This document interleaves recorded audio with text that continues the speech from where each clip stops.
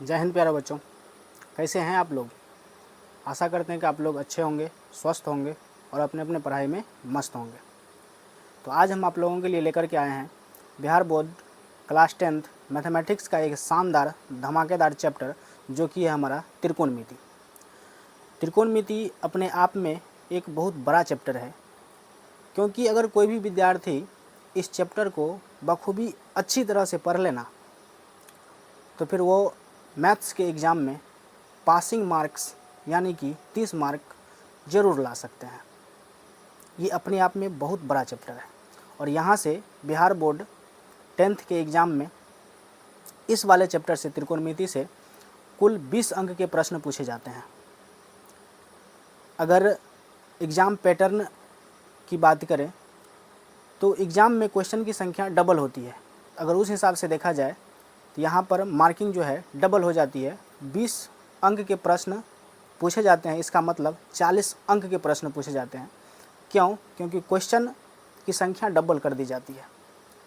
तो अगर कोई भी विद्यार्थी इस त्रिकोणमिति चैप्टर को, मात्र एक चैप्टर त्रिकोणमिति को अगर अच्छी तरह से पढ़ ले, तो फिर वो आसानी से मैथ्स के एग्ज़ाम में 30 से 40 मार्क स्कोर कर सकते हैं।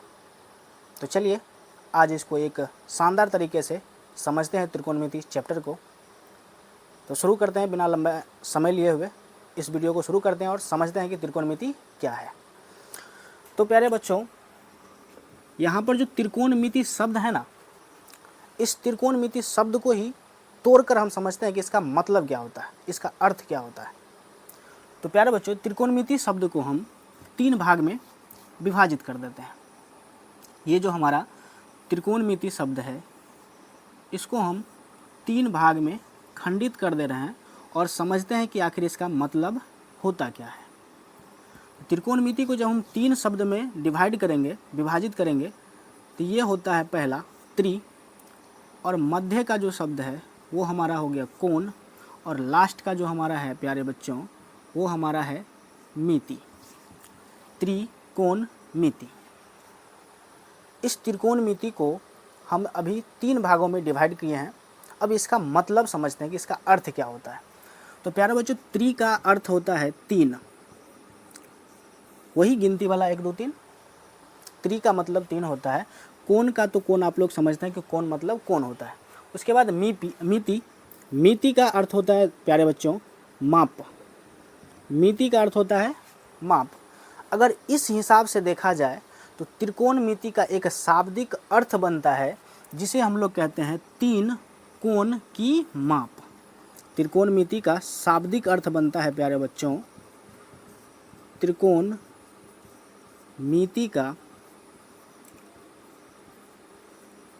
शाब्दिक अर्थ हो जाता है इस हिसाब से, क्या? तो 3 कोणों की माप। तो त्रिकोणमिति जो शब्द है उसको हमने जब तोड़ा, विभाजित किया, खंडित किया 3 भागों में, तो उससे हमको पता चला कि त्रिकोणमिति का मतलब होता है 3 कोणों की माप। 3 कोणों की माप कहने का मतलब ये हुआ प्यारे बच्चों, 3 कोणों की माप हम लोगों को कहाँ देखने को मिल सकता है? तो वो हमें त्रिभुज में देखने को मिल सकता है। यानी कि अगर कहा जाए त्रिकोणमिति जो हमारा चैप्टर है, इसमें हमको पढ़ना क्या है? तो त्रिभुज के बारे में पढ़ना है। तो क्या इन सभी त्रिभुजों को पढ़ना है? तो प्यारे बच्चों, आइए एक झलक हम त्रिभुज की ओर चलते हैं और त्रिभुज के बारे में समझते हैं। तो प्यारे बच्चों, त्रिभुज का जो वर्गीकरण किया गया है, सबसे पहले त्रिभुज क्या होता है वो जान लेते हैं। आखिर त्रिभुज होता क्या है? त्रिभुज किसे कहते हैं? तो प्यारे बच्चों, 3 रेखाखंडों से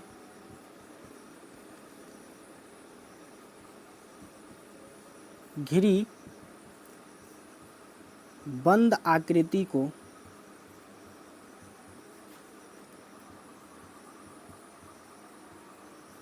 त्रिभुज कहा जाता है। त्रिभुज किसे कहते हैं? तो त्रिभुज का परिभाषा या फिर डेफिनेशन क्या हो गया? 3 रेखाखंडों से घिरी बंद आकृति को त्रिभुज कहते हैं। यानी कि अगर इसका इमेज देखा जाए प्यारे बच्चों, तो ये रहा इसका इमेज, जिसे हम लोग त्रिभुज के नाम से जानते हैं, जिसमें पहला रेखाखंड ये वाला हो गया, दूसरा रेखाखंड ये है, और तीसरी जो रेखाखंड है वो हमारा ये वाला है। ये रहा हमारा त्रिभुज। इन्हीं त्रिभुजों के बारे में पढ़ना है। तो चलिए आगे इस त्रिभुज में बात कर लेते हैं।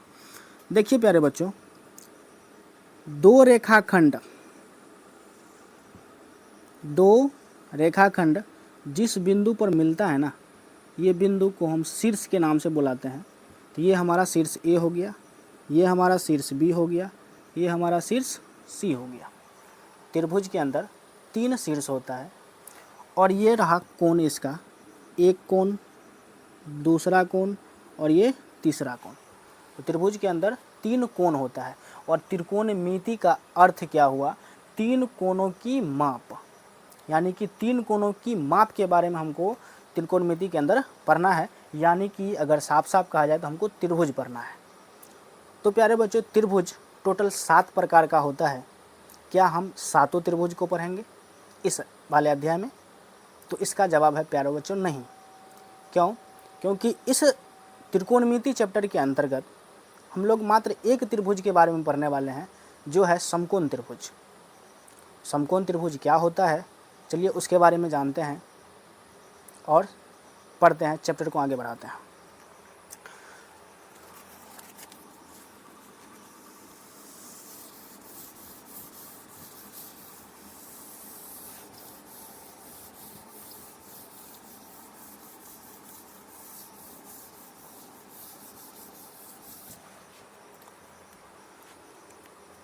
तो प्यारे बच्चों, ये रहा मेरा एक प्यारा सा समकोण त्रिभुज, जिसका ये वाला शीर्ष ए है, और ये बिंदु शीर्ष बी है, और ये बिंदु शीर्ष सी है।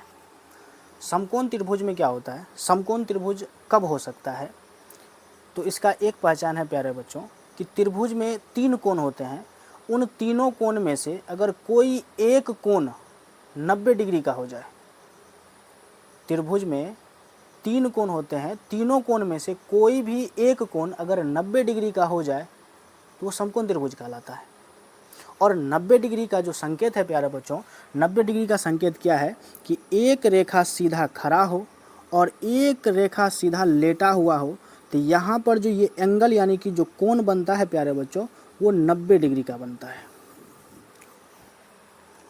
तो 90 डिग्री कोण कैसे बनता हुआ आप लोगों को पता चल गया।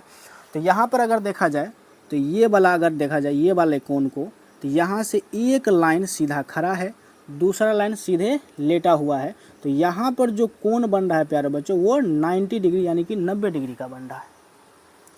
अब किसी भी त्रिभुज का अगर एक कोण 90 डिग्री हो जाए तो वो हमारा समकोण त्रिभुज है।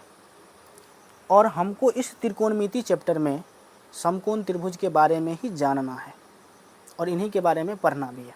तो चलिए समकोण त्रिभुज के बारे में पहले कुछ जान लेते हैं, कुछ इसका बेसिक फंडा है उसके बारे में जान लेते हैं।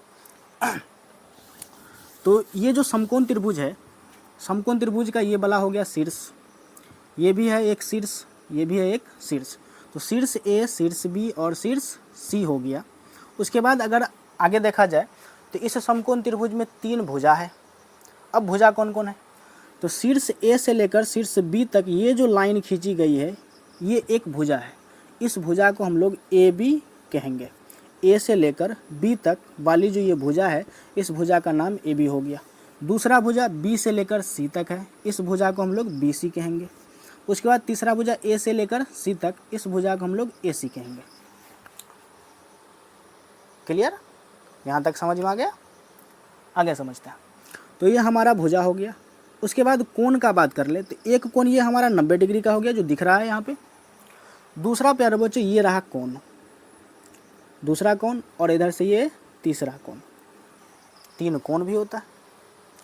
ये वाला कोण 90 डिग्री का है और ये दोनों कोण, कोण ए और कोण सी, ये दोनों कोण 90 डिग्री से छोटा कोण है।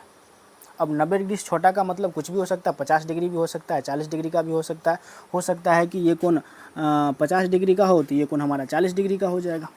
क्यों? क्योंकि त्रिभुज के किसी भी तीनों अंतःकोण का योग 180 डिग्री होता है। तो ये अकेले कोण 90 डिग्री है, ये 50, तो 9 5 14 140 डिग्री हो गया, और फिर 40 डिग्री जोड़ेंगे तो 180 डिग्री हमारा हो जाता है। तो न्यून कोण का मतलब है कि 90 डिग्री से कम का कोण न्यून कोण कहलाता है। तो तीन कोण आप लोगों को समझ में आ चुका है। अब चलिए समझते हैं, भुजा भी समझ में आ गया आप लोगों को। समकोण त्रिभुज में 3 भुजा होता है, अब तीनों भुजा दिखा दिए, कौन कौन सा भुजा होता है, 3 कोण भी दिखा दिए, 3 शीर्ष भी दिखा दिए। अब चलते हैं आगे, इसके अंदरूनी मामला को समझते हैं कि और इसमें क्या है। तो प्यारे बच्चों, समकोण त्रिभुज में जो 90 डिग्री का कोण होता है, समकोण त्रिभुज में जो 90 डिग्री का कोण होता है, 90 डिग्री के ठीक सामने की भुजा, 90 डिग्री के ठीक सामने की जो भुजा होती है वो कर्ण कहलाता है। 90 डिग्री के ठीक सामने की भुजा। अब भुजा हमारा है, एक भुजा ए बी है, एक भुजा बी सी है, एक भुजा ए सी है, और ये हमारा रहा 90 डिग्री का कोण। 90 डिग्री के सामने का भुजा कौन है? ए बी है, बी सी है, या फिर ए सी है? तो कहोगे गुरुजी 90 डिग्री के सामने की जो भुजा वो तो ए सी है। हाँ प्यारे बच्चों, इसके सामने, ठीक सामने देखना है, ठीक सामने देखेंगे तो ये हमारा ए सी भुजा है, और ये भुजा हमारा कहलाता है कर्ण। 90 डिग्री के ठीक सामने की जो भुजा है वो हमारा कर्ण कहलाता है। तो प्यारे बच्चों, 90 डिग्री के ठीक सामने की भुजा तो कर्ण हो गया।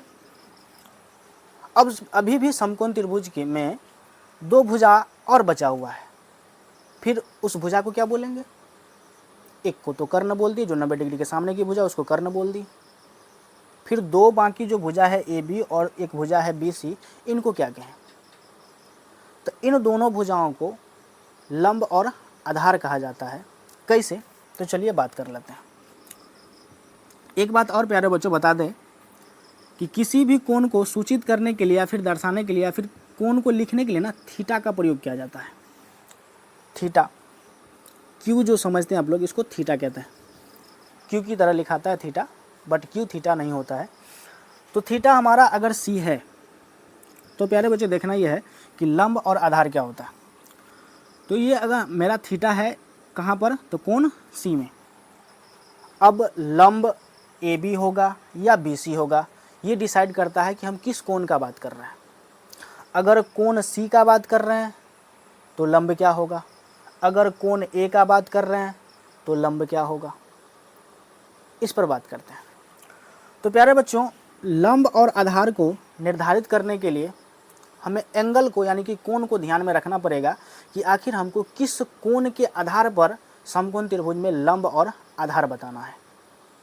तो बच्चों, कोण सी के अनुसार देखा जाए तो होता क्या है, लंब का पता करने के लिए जिस कोण का बात करेगा, समकोण त्रिभुज में जिस कोण का बात करेगा उस कोण के ठीक सामने की जो भुजा होगी, अगर जिस कोण का बात कर रहे हैं हम लोग, यहाँ बात कर रहे हैं कोण सी का, तो जिस कोण का अगर बात करेगा उस कोण के ठीक सामने की जो भुजा होगी वो लंब कहलाता है। तो हम लोग कोण सी का बात किए, तो कोण सी के ठीक सामने की भुजा क्या ए सी है? नहीं। तो क्या ए बी है? तो जी ए बी तो है। यहाँ से अगर देखा जाए तो ठीक सामने की भुजा कौन है? तो ए बी है। तो कोण सी के लिए इस समकोण त्रिभुज में ये ए बी भुजा जो है वो हमारा लंब हो गया। तो सर ये तो कर्ण हो गया, ये लंब हो गया, तो ये आधार हो गया। जी हाँ, ये आधार है। कैसे? तो देखो प्यारे बच्चों, देखना ये भी है, अगर कोण सी का बात कर रहे हैं तो सी के सामने की जो भुजा है वो लंब होता है, और सी का जो सटा हुआ भुजा है, कोण सी का सटा हुआ भुजा आधार कहलाता है।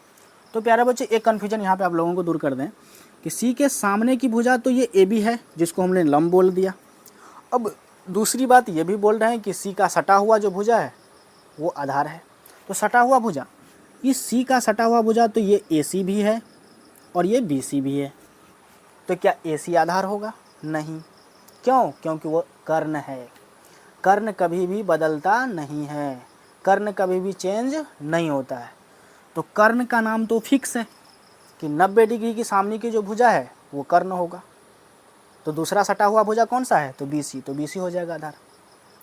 अगर हम कोण C का बात ना करें, अगर कोण C का बात ना करें, कोण A का बात करें, फिर क्या होगा?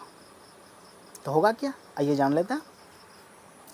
इस कोण की बात हम ना करें, इस कोण की बात करें, कोण A के तुलना में बात करें, तो कोण A के बात करें तो कोण A के ठीक सामने कौन भुजा है? जिस कोण का बात करेंगे उस कोण के ठीक सामने की जो भुजा होगी वही लंब होगा। जिस कोण का अगर बात करें तो जिस कोण की बात किया जाए उस कोण के ठीक सामने की जो भुजा होगी वही लंब होगी। तो कोण A के ठीक सामने की भुजा कौन है? AC नहीं है, AB नहीं है, कौन है? BC। तो ये हो जाएगा हमारा लंब। किसके लिए? कोण A के लिए। कोण A के लिए लंब हमारा हो जाएगा BC, और आधार क्या हो जाएगा? तो जिस कोण का बात कर रहे हैं उसका सटा हुआ भुजा। तो सटा हुआ भुजा AC भी है, सटा हुआ भुजा AB भी है। किसको माने? तो AB को मानना पड़ेगा। AB हमारा आधार हो जाएगा। कब? जब कोण A का बात करेंगे तो AB आधार हो जाएगा, BC लंब हो जाएगा। और जब हम कोण C का बात करेंगे तो C के सामने की भुजा AB लंब है तो ये लंब हो जाएगा। उसके बाद ये BC आधार हो जाएगा। इतना बात आप लोगों को क्लियर हुआ? अगर इतना बात क्लियर हो गया हो तो आगे बढ़ें। तो चलिए आगे बढ़ते हैं। तो यहाँ तक समझ में आ गया। ये जो समकोण त्रिभुज है, समकोण त्रिभुज में 90 डिग्री के ठीक सामने की जो भुजा होती है वो कर्ण होती है, बाकी के दो भुजा एक लंब और एक आधार होता है। लंब और आधार थीटा के अनुसार चेंज होते रहता है। अगर थीटा हमारा कोण C है तो फिर लंब हमारा AB और आधार हमारा BC हो जाएगा। अगर थीटा हमारा कोण A है तो फिर लंब हमारा BC हो जाएगा, आधार हमारा AB हो जाएगा। यहाँ तक हो गया। तो चलिए आइए समझते हैं इनको। तो मान लेते हैं कोण C से हम लोग चल रहे हैं, तो ये हमारा AB लंब हो गया है समकोण त्रिभुज का, और ये हमारा आधार हो गया। कोई दिक्कत? अब बात कर लें तो थोड़ा इसका अंग्रेजी शब्द का, कि आखिर अंग्रेजी में कर्ण को क्या कहते हैं। अंग्रेजी में कर्ण को क्या कहते हैं? तो अंग्रेजी में कर्ण को बोलते हैं बच्चों हाइपोटेनस।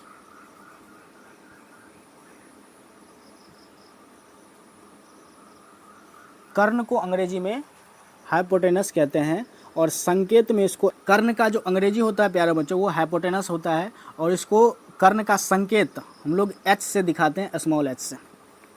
आधार का इंग्लिश का बात किया जाए प्यारे बच्चों तो आधार को इंग्लिश में बेस कहते हैं, और बेस को संकेत में स्मॉल b से सूचित किया जाता है। उसके लंब को इंग्लिश में कहते हैं परपेंडिकुलर, और इसको संकेत में P से दिखाते हैं। तो प्यारे बच्चों कर्ण का अंग्रेजी हो गया हमारा हाइपोटेनस, जिसको संकेत, कर्ण का संकेत H से दिखाते हैं, स्मॉल h से। उसके बाद आधार का इंग्लिश हो गया प्यारे बच्चों बेस, BASE बेस, जिसको संकेत में स्मॉल b से दिखाते हैं। उसके बाद लंब का अंग्रेजी हो गया परपेंडिकुलर, जिसको संकेत में हम लोग P से दिखाते हैं। अब समकोण त्रिभुज के बारे में एक महान गणितज्ञ थे पाइथागोरस साहब, उसने एक बात कही थी।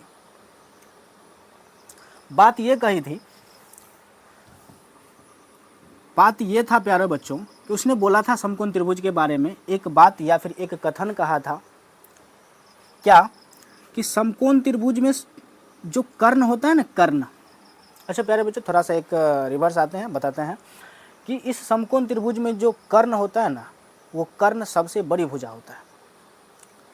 समकोण त्रिभुज की सबसे बड़ी भुजा कर्ण होती है, और ये जो लंब और आधार है ये हर हमेशा कर्ण से छोटा होता है। लंब और आधार हर हमेशा कर्ण से छोटा होता है। ये कर्ण कभी भी लंब से छोटा नहीं हो सकता है, कभी भी आधार से छोटा नहीं हो सकता है। जब भी होगा लंब और आधार से बड़ा ही होता है कर्ण। वैसे भी दिखने में भी लग रहा है कि AC हमारा कर्ण ये सबसे बड़ी भुजा है। तो बात कर ले कर्ण सबसे बड़ी भुजा है, कर्ण से छोटा लंब होगा, कर्ण से छोटा आधार होगा। अब यहाँ पे इन दोनों में बात कर ले तो लंब आधार से बड़ा हो सकता है, छोटा भी हो सकता है। आधार भी लंब से बड़ा या छोटा हो सकता है, लेकिन कर्ण से बड़ा नहीं होगा। कर्ण से हर हमेशा छोटा ही रहेगा दोनों भुजा, लंब और आधार। तो आइए फिर से वापस चलते हैं कि समकोण त्रिभुज के बारे में महान गणितज्ञ पाइथागोरस साहब ने क्या कहा था।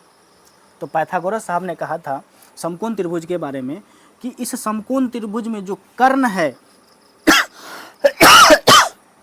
क्या चीज, किसने कहा था? तो पाइथागोरस साहब ने। पाइथागोरस साहब ने कहा था कि समकोण त्रिभुज में जो कर्ण है, कर्ण, ये जो कर्ण है, कर्ण का वर्ग, कर्ण का वर्ग, बाकी के जो दो भुजा हैं लंब और आधार, कर्ण को अगर छोड़ दिया जाए तो बाकी की जो दो भुजा वो लंब और आधार ही है।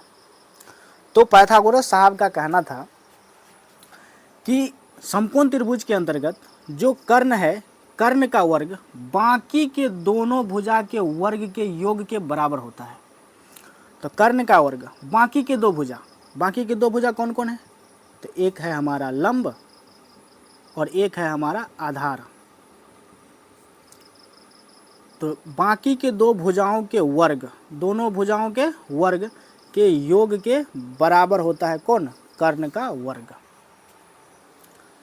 ये हमारे पाइथागोरस साहब ने कहा था, या फिर ये विचार दिया था। तो क्या हो गया? पाइथागोरस साहब ने क्या कहा कि जो कर्ण का वर्ग है, समकोण त्रिभुज में जो कर्ण का वर्ग है, वो बाकी के दो भुजा कौन कौन? लंब और आधार के वर्ग के योग यानी कि जोड़ के बराबर होता है। ये हमारा हो गया पाइथागोरस साहब का कथन। पाइथागोरस साहब ने ये सिद्धांत दिया था, जिसको हम लोग पाइथागोरस प्रमेय के नाम से जानते हैं। पाइथागोरस प्रमेय के नाम से जानते हैं। तो ये रहा मेरा पाइथागोरस प्रमेय, और इस पाइथागोरस प्रमेय को ध्यान से देखिए क्या हो गया। तो कर्ण का वर्ग बराबर लंब का वर्ग प्लस आधार का वर्ग, यानी कि कर्ण स्क्वायर बराबर लंब स्क्वायर प्लस आधार स्क्वायर। ये एक तरह से हमारा फॉर्मूला है, और ये फॉर्मूला हमें त्रिकोणमिति को सवाल को हल करते वक्त ज़रूरत पड़ती है। तो प्यारे बच्चों और आगे समझते हैं। कर्ण स्क्वायर बराबर लंब स्क्वायर प्लस आधार स्क्वायर। अगर यहाँ से हम कर्ण स्क्वायर है, अगर सिर्फ कर्ण रखें, स्क्वायर को हटा दें तो क्या होगा? कर्ण रखें, कर्ण पर जो स्क्वायर लगा हुआ है उसको हटा दें तो फिर क्या होगा? तो आइए देखते हैं। तो यहाँ पे हो जाएगा हमारा कर्ण बराबर, अब क्या है? तो ये हमारा एक तरह से समीकरण है, कर्ण स्क्वायर बराबर लंब स्क्वायर प्लस आधार स्क्वायर। तो समीकरण में ये वर्ग के रूप में है, तो वर्ग को जब हटाएंगे तो बराबर के दाईं तरफ भेजना पड़ेगा। इस स्क्वायर को बराबर के दाईं तरफ भेजेंगे प्यारे बच्चों, तो दाईं तरफ भेजने पर वर्ग किस में बदल जाता है? तो रूट में बदल जाता है। तो यहाँ पे क्या हो जाएगा? रूट, और उसके अंदर क्या आ जाएगा? लंब स्क्वायर प्लस आ जाएगा आधार स्क्वायर। ये हो जाएगा एक मेरा नया फार्मूला कर्ण के लिए। कोई दिक्कत नहीं है। चलिए आगे बढ़ते हैं।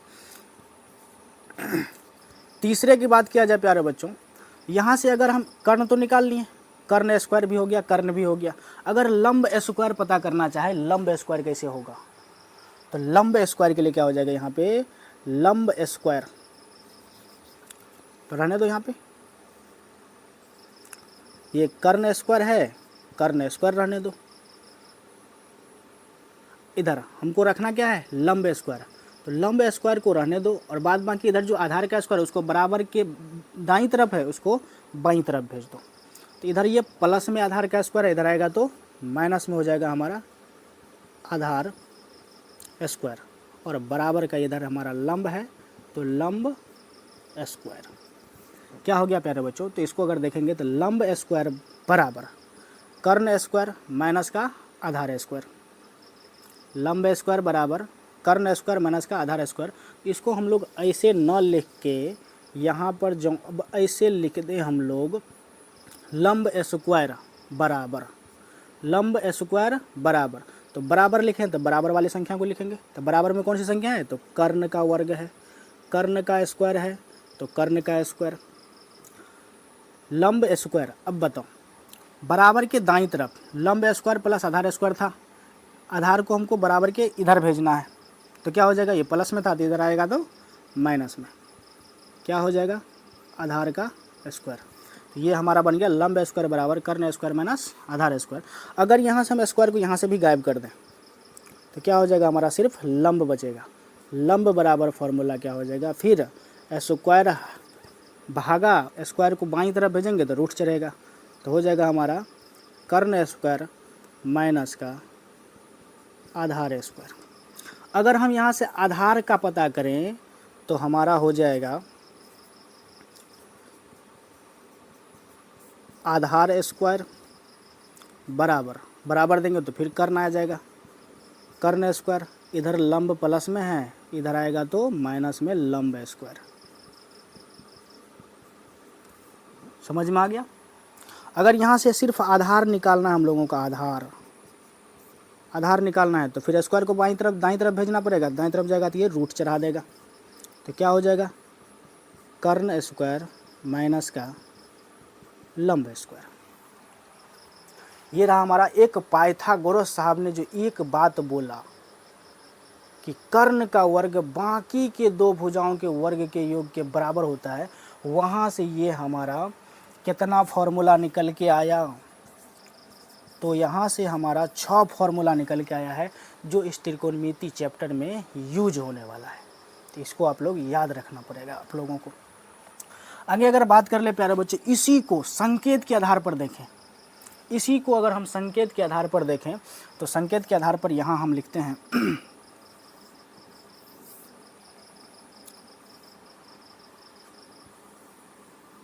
चलिए यहाँ पे समझते हैं।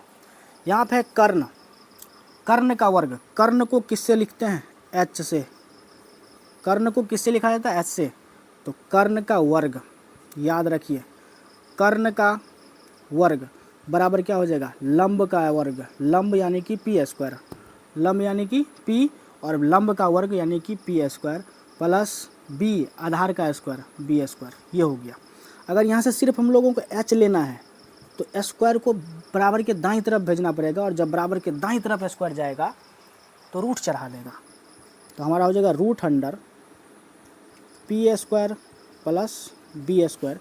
यही हिंदी में जो लिखा हुआ है इसी चीज़ को यहाँ पे हम सांकेतिक रूप में लिख रहे हैं। जैसे कर्ण का संकेत एच होता है, आधार का संकेत बी होता है, लंब का संकेत पी होता है, उस रूप में लिख रहे हैं। ये दोनों एक ही चीज़ है, अलग अलग नहीं है। उसके बाद दूसरा है प्यारे बच्चों क्या, ये तो कर्ण स्क्वायर बराबर हो गया एच स्क्वायर बराबर P square plus B square. अगर हम यहाँ से पी स्क्वायर निकालें, पी स्क्वायर निकालें तो पी स्क्वायर बराबर, बराबर दिए तो बराबर में कौन है, तो एच स्क्वायर, तो एच स्क्वायर, इधर बी स्क्वायर देखो प्लस में है, इस साइड आएगा बराबर के इस साइड, तो प्लस में है तो माइनस में आ जाएगा B square, H square minus B square. अगर यहाँ से हम पी रखें, स्क्वायर को गायब कर दें, स्क्वायर को हटा दें, तो स्क्वायर हटाएंगे तो बराबर के दाईं तरफ भेजना पड़ेगा, तो क्या चढ़ जाएगा, रूट चढ़ जाएगा, तो क्या हो जाएगा H square minus B square. उसके बाद एक और आता है क्या, तो बी स्क्वायर, तो ये हो जाएगा बी स्क्वायर बराबर H square minus P square, और यहाँ से अगर बी निकालेंगे तो H square minus P square under root हो जाएगा। तो यहाँ तक आप लोगों को क्लियर समझ में आया। प्यारे बच्चों, आज के लिए बस इतना ही, मिलते हैं नेक्स्ट पार्ट को लेकर के, तब तक के लिए जय हिंद, वंदे मातरम।